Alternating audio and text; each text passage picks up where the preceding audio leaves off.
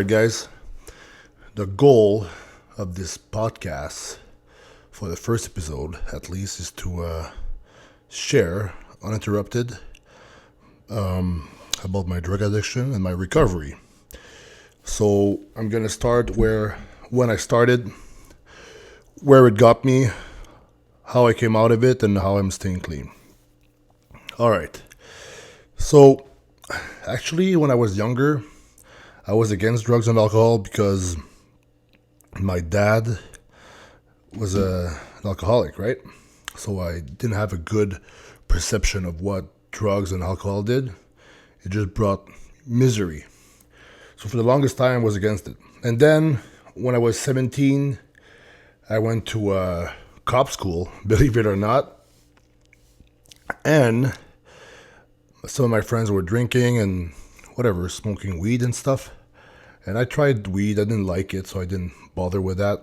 And then the first time I drank, actually, that should have been a warning sign.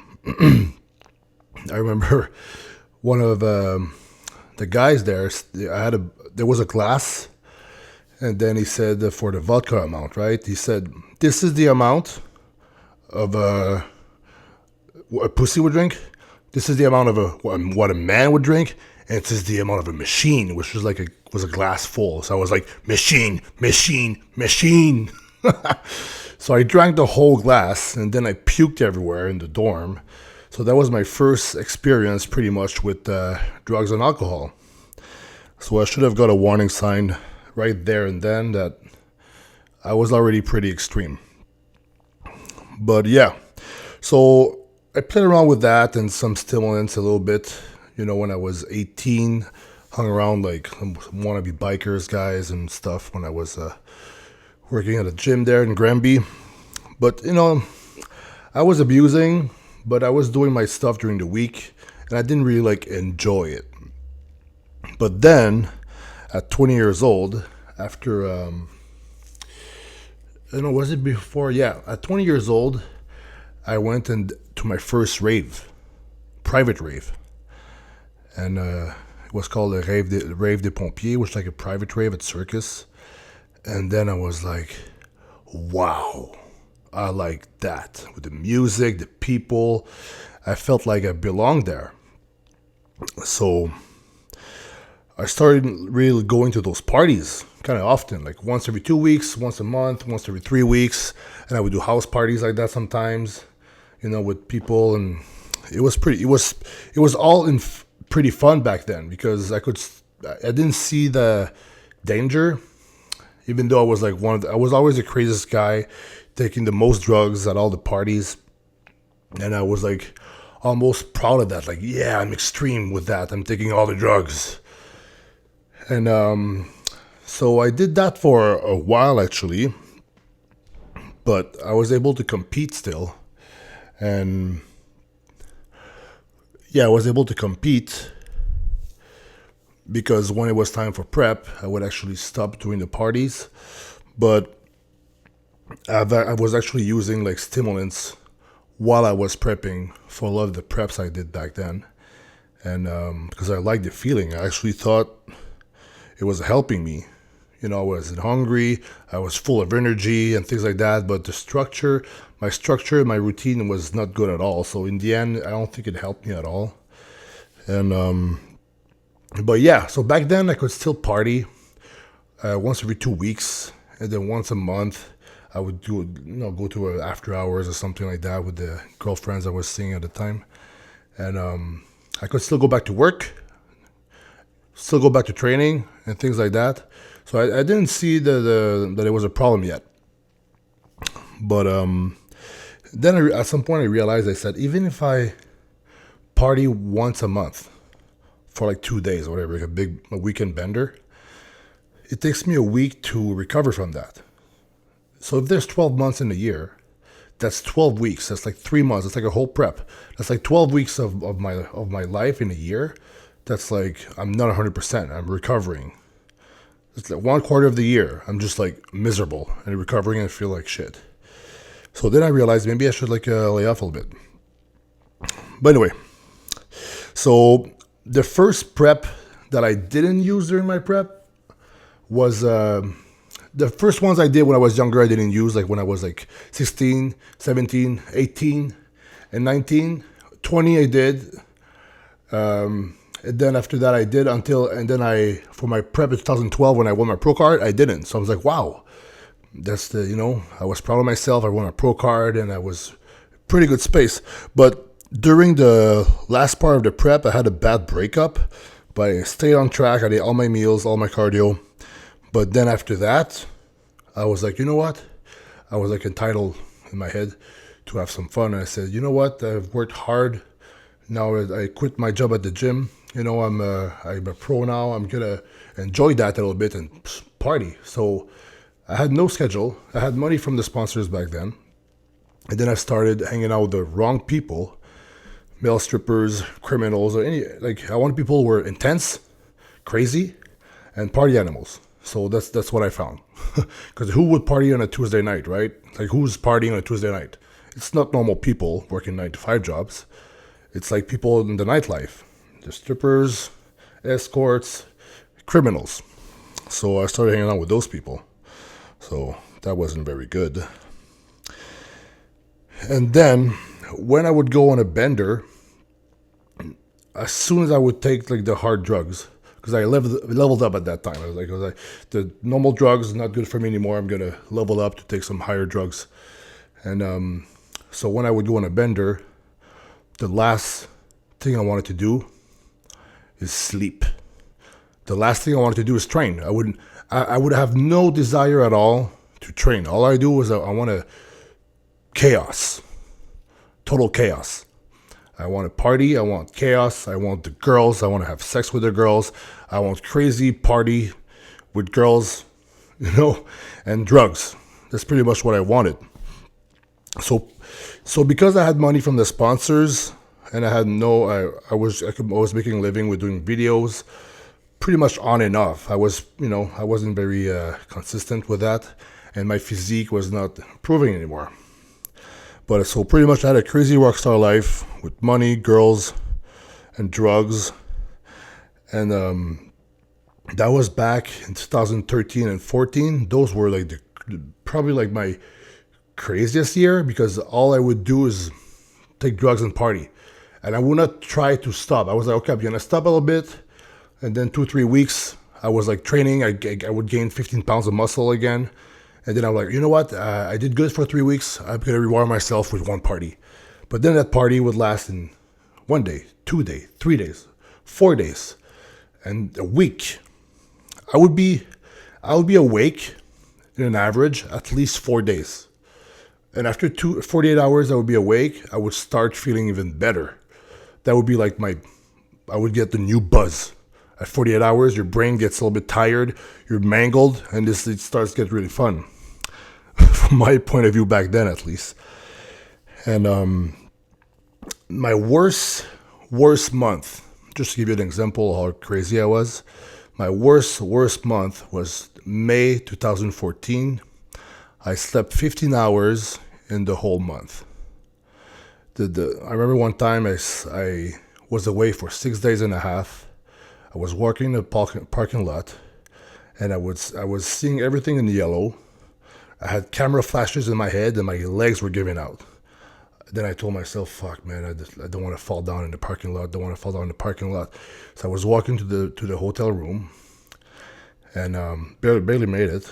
And then one of my friends, in parentheses, well, in comma, whatever you say that, one of the friends back then, I told her, wake me up in 3 hours. And why I said that is because I wanted to keep partying. I wanted to keep going. So she wakes me up 3 hours later. I open my eyes, and it's like my brain wasn't working. I was like, I didn't even know who I was. I didn't even know who she was or where I was. And it took me maybe 15 minutes for my brain to reboot. My brain was, I don't know what, the damage, tired. And at some point I was like, okay, yeah, that's you. I was like, is everything okay? And then she kept like remembering where I was and stuff. I said, okay, good. And then I picked up the phone, called my friend, and then I stayed another 3 days awake. So that's like 3 hours of sleep in 9 days. So that's to give you an idea of how extreme I was. And during those days where I was standing up, I would go to a club, I would dance, I would go crazy, I would drive somewhere, I would improvise this whole thing. And I just loved to just not give a shit about anything except just going wild and crazy. Get some girls, create some situations, and I would always end up making stuff happen. I was pretty good at partying, or very bad at it, depends how you look at it. And but every time I would start, it would always not end in a really good way. I would always end like, fuck, what have I done? Because I had like responsibilities, right? Videos and stuff that I would feel very bad, angry at myself. And then I would sleep, and then I would just eat and sleep and eat and sleep and be depressed, and then just try to pick myself up in pieces and go back to the gym and try to like build myself back up, gain another 10, 15 pounds, have a good 2-3 weeks. And then what do you think would happen? Oh, I was good. I'm good now. I'll do one party, just 2 days. And then the same thing would happen all over again. So I would do that, and because I knew in my head it was temporary. Like, oh, I'm not gonna party forever. I'm doing this right now, because it was hard drugs. I was taking the hardest drugs you can think of in the craziest possible way you can do it. Just to give you an idea. And when I share about recovery in the 12-step programs, we try not to be drug specific. That way we don't trigger anybody. And let's say if somebody only drinks alcohol, and some guy smoking crack, saying he's smoking rocks and stuff, the guy who's drinking might not relate as much. But if you're saying drug of choice, and you talk about drugs in general, addiction in general, everybody can relate. So that's why I do that. It's just the way I learned it in rehab, and it's the way I learned it in the meetings and stuff. So that's why I'm doing that. And then, so that went on for a while, 2013, 2014, even 2012. And then one of my friends that we were partying with and stuff, who obviously had a problem, and we thought he was the one with the biggest problem of all the group and stuff, the group of friends we were in. But I think I was as bad, if not worse. But he was using painkillers, right? So anyway, he went missing for 1 day, 2 days, and we're like, oh, that's not normal. 3 days, oh, something's wrong. Sometimes he would be gone 2 days and come back. 4 days, and we're like, oh shit, expecting the worst. 5 days. On the 6th day, December 24th, 2014, he's found dead in a shed, overdose.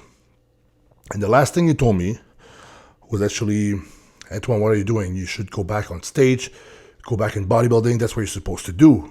Like me, like I'm done. He said. I was focusing on him. Like, no, you're not done. You can get out of it.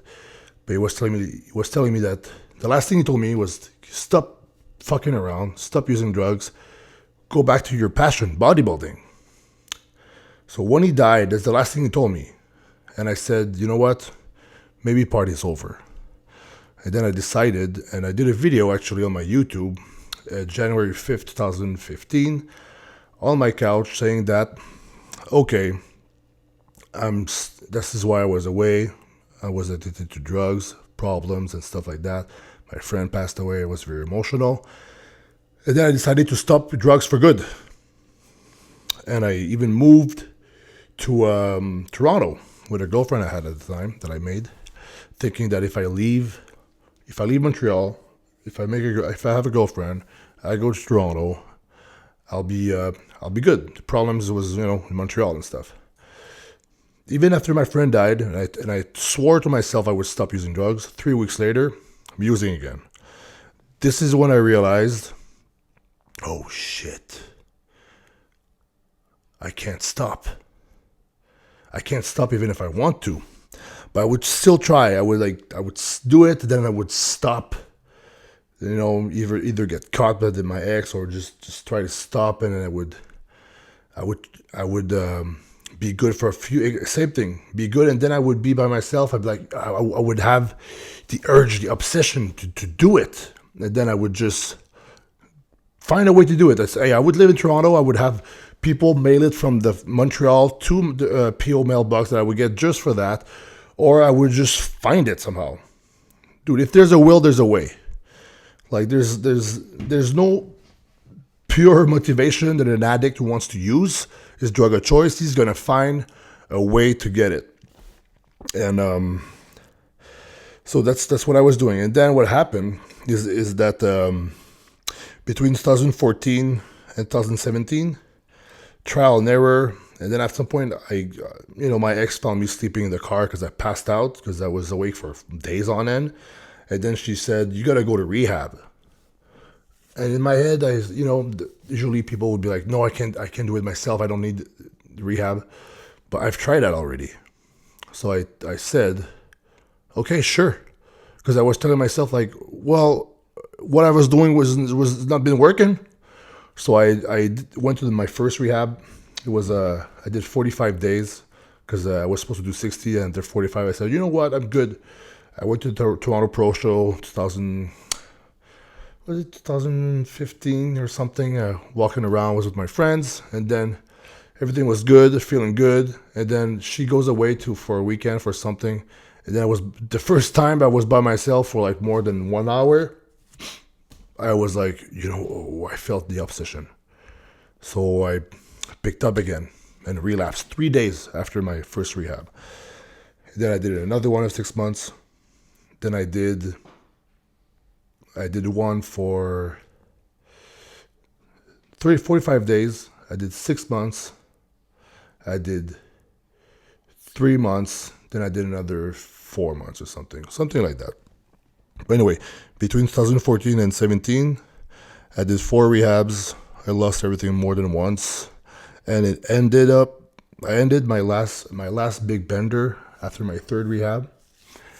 I had 6 months clean, and then something happened, and because of my ex, whatever, doesn't matter. I was very angry and I couldn't deal with the anger, and the first thing I did was like, I'm gonna go pick up drugs because I don't give a shit about anything. So that's what I did, and then I was the craziest bender, crazy stuff. I ended up beat down, bloody, in the rain, December 3rd, 2016, with $17 and nowhere to go. So that was one of the last rock bottom was pretty low, actually. And actually, I'm gonna pull up a video here. You can see right after that when I was beat up. So you'll see. For those who are just listening, gotta go to my YouTube for that. But anyway, for me to learn to stop, I had to reach many failures, many rock bottoms, over and over again, lose everything, be in the streets, be homeless, live in a shelter, all that kind of stuff.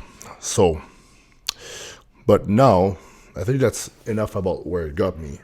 It pretty much got me where I had $17, and I was all beat up, and all I wanted to do was to keep partying. I was like, shit, I can't keep partying. My head is all busted up. I'm bleeding. I gotta go to the hospital, obviously, because in my head I was going to rehab on a Monday, and the beating happened on a Saturday.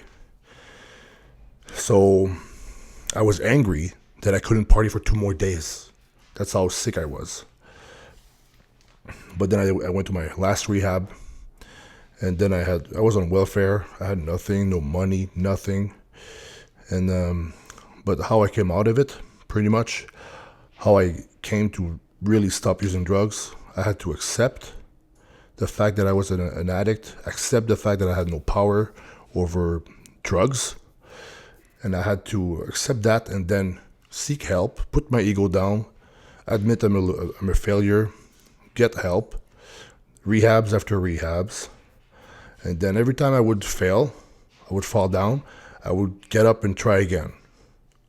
And also, I had a good friend who was my sponsor from the start. Sponsor in the 12 steps is somebody who's in recovery for a long time, who's helping you out with recovery. That's my friend Aaron McLean. Without him, probably I would have a much harder time. Like, I think he's the reason why I'm clean. Among those other reasons there. But yeah, so accept, get help, rehabs after rehabs, fall down, get up and try again. My friend Aaron, and finding a higher power.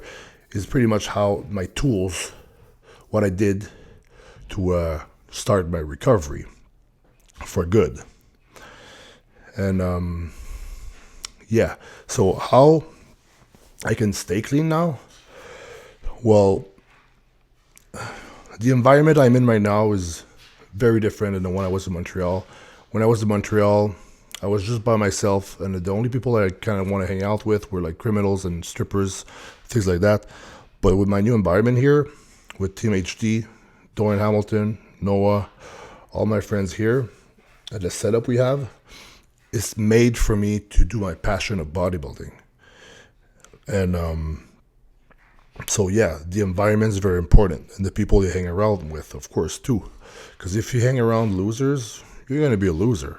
Seriously, there's a little saying that I saw that you are a mixture of the 5 people you hang around the most. So that's something we can put thought into, right? And how I stay clean also is I'm always vigilant. I never lay off the gas on my recovery, which means I'm always looking at my thoughts. Because some thoughts left unchecked can, creep up on you, and then you might trigger an obsession. You don't want an obsession, because an obsession, okay, a triggering thought of using is, I can deal with that. But an obsession, just to a little talk about obsession here, just to tell you how it feels. When I was in active addiction, when I wanted to use, I'll give you a good example. Let's say if you're driving and you're stuck in traffic and you got to pee, and then you're still in traffic an hour later, you got to pee real bad, and all you're thinking about is you want to pee. That's all you're thinking about. You just want to pee to relieve yourself from this misery and suffering of like holding the pee for too long and the pain, right? Well, using drugs was like that. Wanting to use drugs was like that. All I was thinking about was to pick up my drug and use it. That's all I was thinking about. Nothing else. And that was more important than my family, my friends, my career, my bodybuilding, my well-being, all that stuff. Anyway, so that's about the obsession, right? So I gotta stay always vigilant and make sure my thoughts are not left unchecked. And also, I still do the 12-step meetings, NA and AA.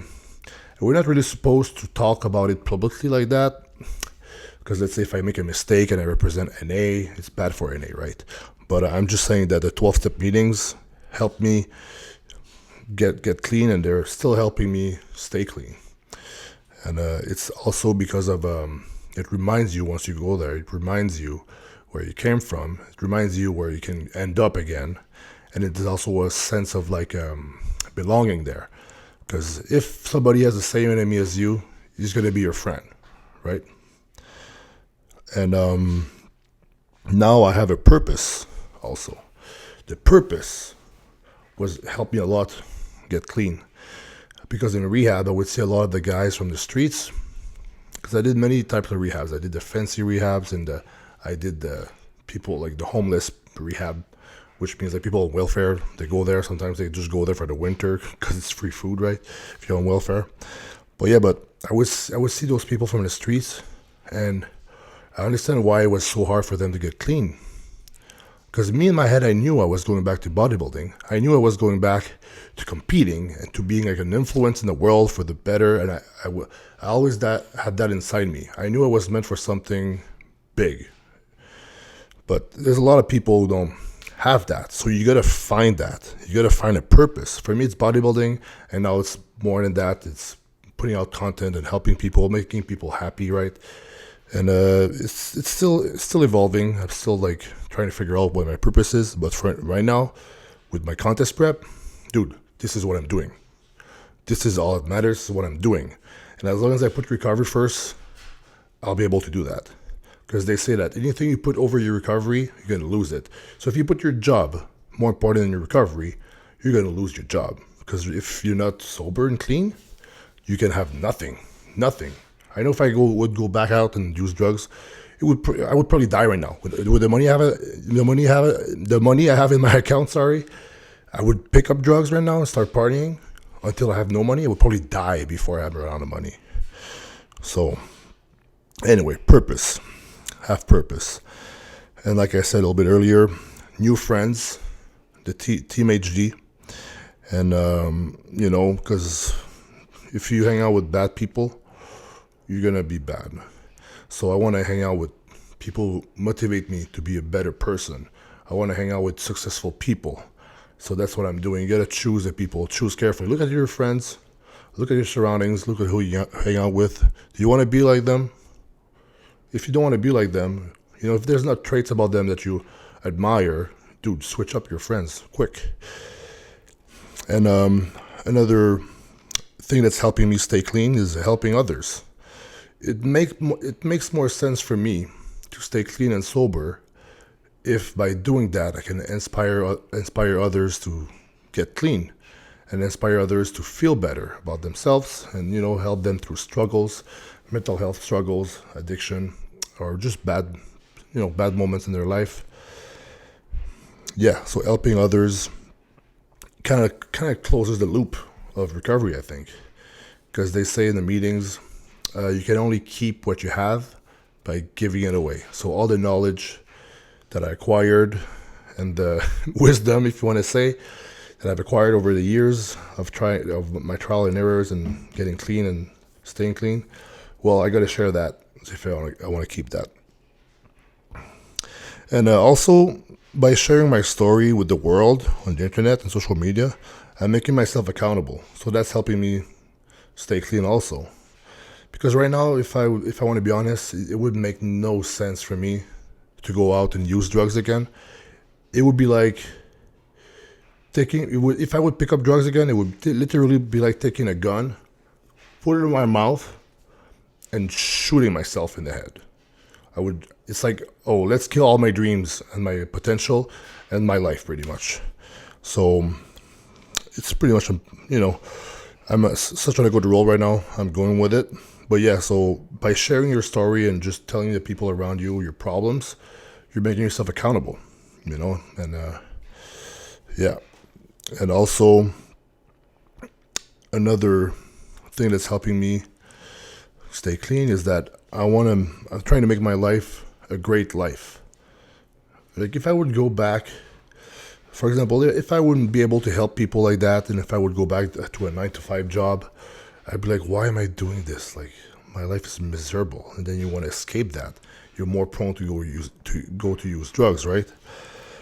So by having a life where I can train, eat, sleep, create content, be creative, meet people, travel, I don't want to, my life is great. If it wasn't great, I'd be more prone to using drugs again. So I'm making my life the way I want it to be. And the last thing that's helping me stay clean is a higher power, is God. Because before my first rehab, I was a Catholic kid before, but not really. We didn't go to church. I just did the baptism and all that stuff. And when I went to my first rehab, I was like, they said, oh, you need a higher power. I'm like, a higher power? What? God? What? Just the word God was like, what am I? I'm some kind of like evangelic person on TV? Like, what? But then I was like, you know what? I'm going to pretend. I'm going to make one up. So I was thinking about Thor, like the Norse god. Thor, son of Odin, god of thunder. I was like, this is going to be my God. This is going to be my higher power.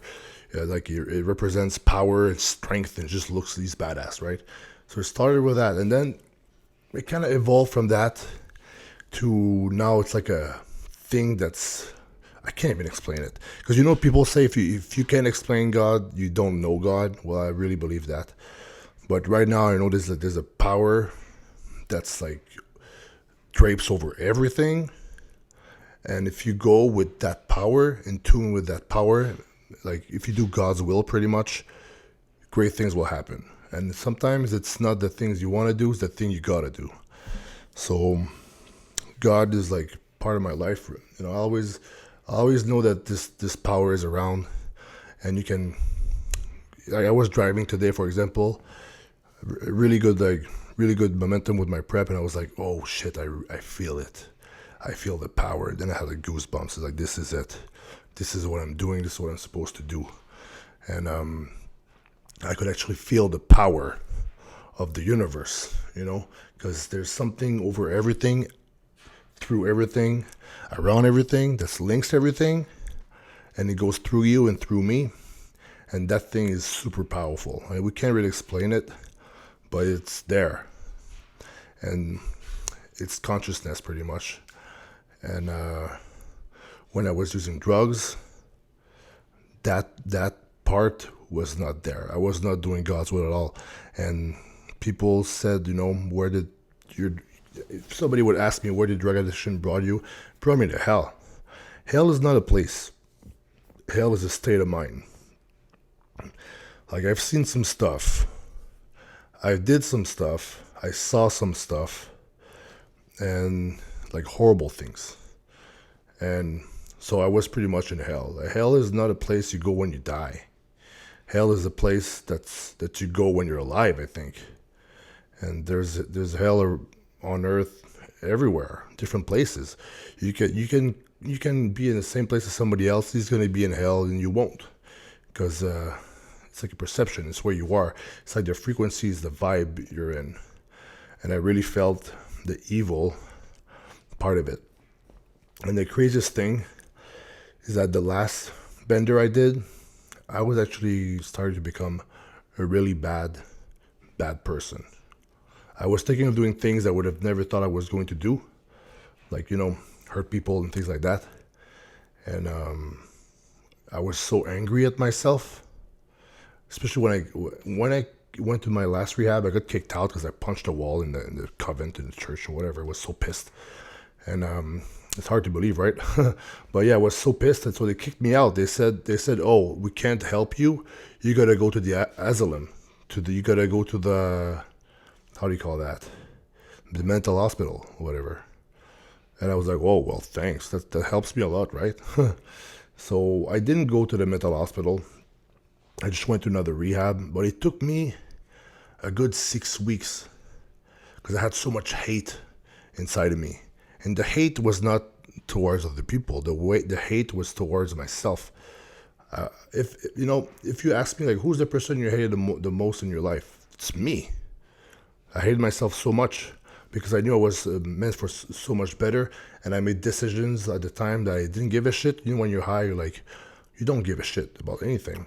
But then when you become sober, you're like, oh my God, what have I done? What have I done? All those decisions, and now you're like, I ruined everything. I lost relationships. I lost sponsorships with the bodybuilding. I lost places I lived. I lost material. The only thing I didn't lose was my car, somehow. Like, Jesus. That thing went through everything, too.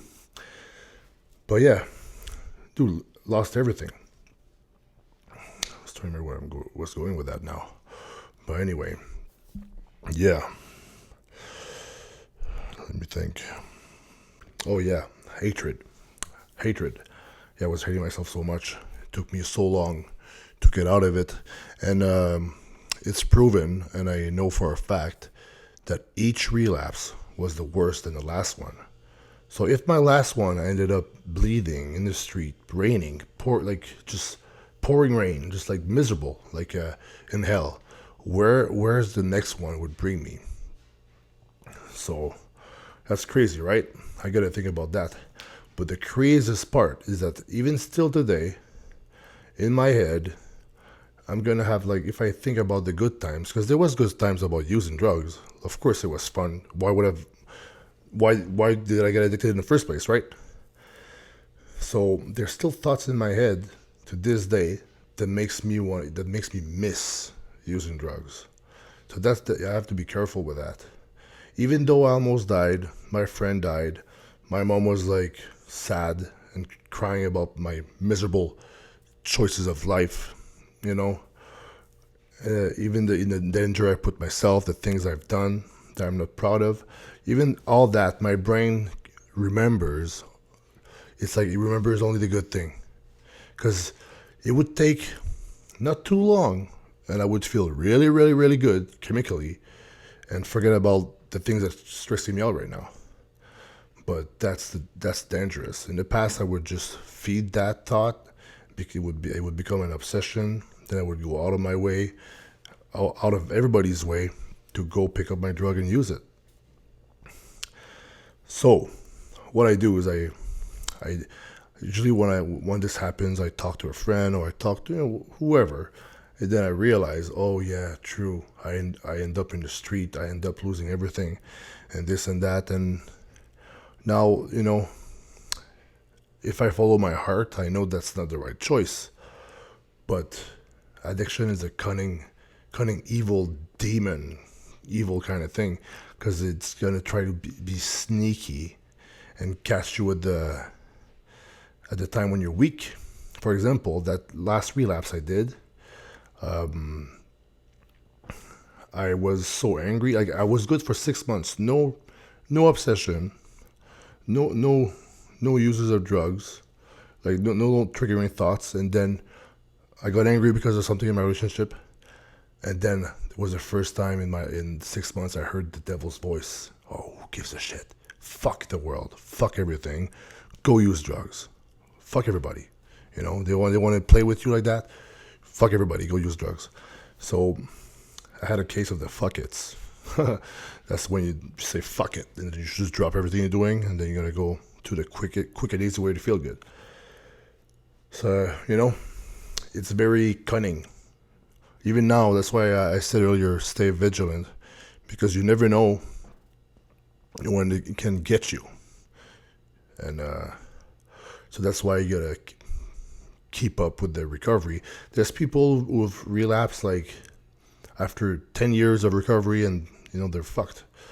And another example on how, because I had a slip actually, because now I have over a year and a half of sobriety and clean time, but September 5th, 2017, I think, I had a slip. I went to a party with my friend, like Pinnacle Electronic. It's like there was a techno DJ there, and I was still dating my ex there. So I went there with a friend from Rehab, and we said we'll go there sober, right? So he was, we're doing that, and then I met it was probably like 20 people that I knew from before I started doing the really hard drugs. Back when I was just partying like normal, and then a girl was like had a drug there. Hey, can you give me my G, whatever? You're pretty good at measuring that. So I give her, and then I told myself, hey, I never tried to just drink, and take a little bit of that, and just control myself. So I did that, I took some G, whatever, started drinking, had a good time. And then when it was time to go home, because everybody was leaving to go to another party or go to a house party, and I was like, well, I can't do that. Like, I have a girlfriend, right? And I was pretty good, actually. I control myself, because I was like, it was pouring rain at some point, and then there were girls there with their white t-shirts, dancing and kissing, grabbing their boobs. They were like, come on, Antoine, come with us. I was like, no, I can't. I was like, I'm just gonna dance here. I was like, Jesus, like, what is this? Like the temptation of the devil? What is that? But because I had a girlfriend, I was like, I'm gonna go home, because I want to respect my girlfriend. Of course, it's like the thing you gotta do when you're in a relationship. So that saved me. The fact that I had a girlfriend saved me, because if I would have went out, if I was single, I would have went out with the girls or whatever. And then once we go to the after hours, and once they, maybe I would have taken a little bit of stimulant, of some, little pill or something to go through the night. And then once everybody goes to bed, I don't want to go to bed. The beast would probably be unleashed. And if I would cross somebody in the street with my drug of choice, then that would be over. I wouldn't be sitting here right now. So that kind of scared me. So instead of picking my 9 months, I had to pick up my beginner's chip again. So that was actually 9 months after it was like after my fourth rehab. I had a small slip. It wasn't crazy hard drugs. It was just like a little something there. But because I was in a relationship, it kind of saved me. And I thought I was good. So even now I've thought sometimes like, oh, what if I could just drink? I could probably control myself with a drink. I could probably like smoke some weed and just eat some snacks and stuff, like with my friends or whatever, and All my friends here don't really do anything actually, so I'm pretty good with that. But just like I have like thoughts like that, like we call that reservations. But then it's like, oh no, you know what? Like, why would I risk? Why would I risk losing everything again for a little feeling like that? But it's like it's my addict mind, always looking for something more. Like, oh, that would feel good. That would be good. Maybe I'm missing out on something, so I gotta keep that in check.